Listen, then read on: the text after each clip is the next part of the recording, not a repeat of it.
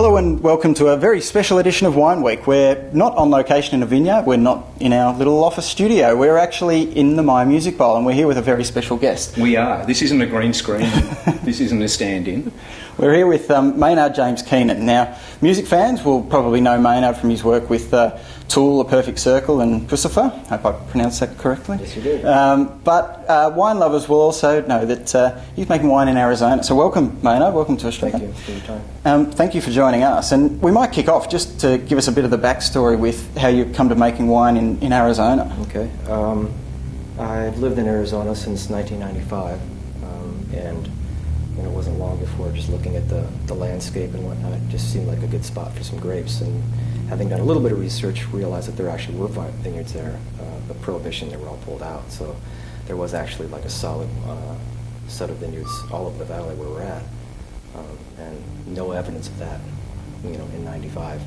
They're all gone. But so it wasn't a total blind leap. It was actually something that had been there before. So whether or not the community was going to accept it or not was the next challenge.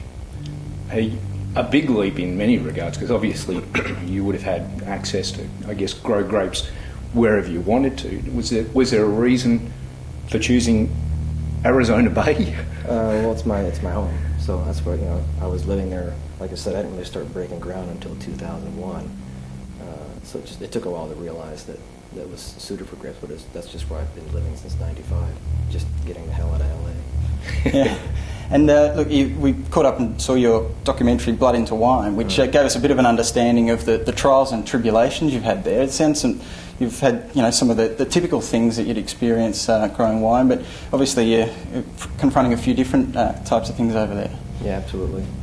Politics mostly, but that's been the biggest challenge. Just access to land there, because it's a nice tourist destination. The land is expensive, so to find the perfect microclimate isn't as easy as it sounds, because not all the land's available. We really are fighting and fighting finances to get solid land. And you're looking at a mile-high location. Has it been difficult kind of getting to grips with growing grapes in America at such a high altitude?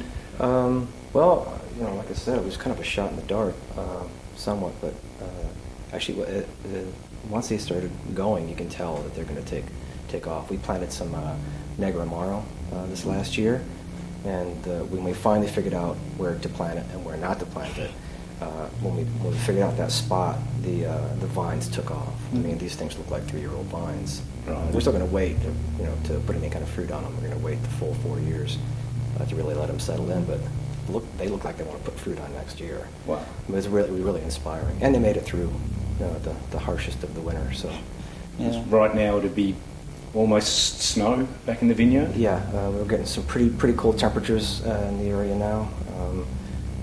Fahrenheit 18 degrees right now, so it is below freezing right now for us. Yeah.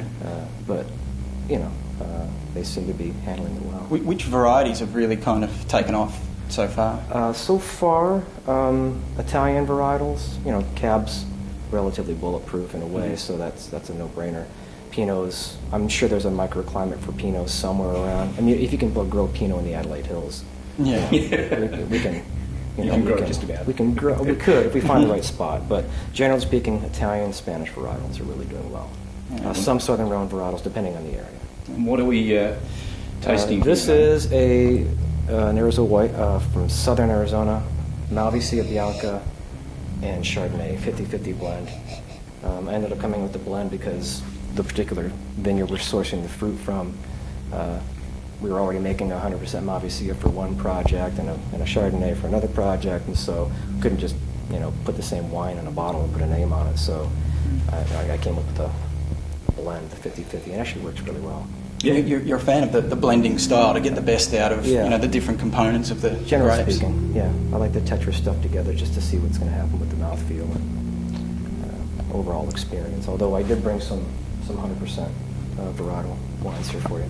And the Malvasia you've also blended with Shiraz, is that right? Yeah. What we call Shiraz. Yep. Syrah, yep. Yeah. And that's one of the things I notice in there is definite apricots for me. And I can't understand why you blend that with a Syrah, trying to get that, I guess, Northern Rhone sort of blend happening. Roti style. And in Australia, as you well know, like Clonakillas, Shiraz Viognier is widely regarded as one of the best examples of I the really blend. love that one. I think that's a solid wine. And obviously, you're, I think you know Dave Powell as well at Torbreck, also doing similar things with the same sorts of intent, if not necessarily the same grapes. The thing that really just struck me to really experiment with the Malvasia is just the aromatics of it. It's just a fantastic wine for us in Arizona. We can do it dry as a bone, and it still has that nose. It just smells like it's going to be a big sugar bomb when you get it in your mouth. It does, nice, and then the palate's nice, quite solid, different. Dry. Yeah. Mm. So It's alluring. when you're blending, who's your target? Is it you? Me. Or you? Yeah. Yeah, I just go for what I'm liking at the moment. And have you found your palates evolved, say, over the last 10 years? You made mention of in Blood into Wine that you've been lucky enough to travel the world and experience some of the great wines. How have you found your palate sort of evolve over that time? Well, I grew up drinking Mountain Dew and eating red licorice, so I initially was into the really much larger wines, the heavy Australian reds and California fruit bombs. But my palate's definitely evolved over time. I'm kind of responding more to European-style wines, or wines that just aren't over-extracted and high alcohol. Burgundies, some Italian wines, Barolos. So it's been a big change for me. Obviously, it makes it tough planting your own grapes, and then 5-10 years later, the palate changes on you, and got to find new places to plant. It's just the way we're treating the wines. We're definitely not.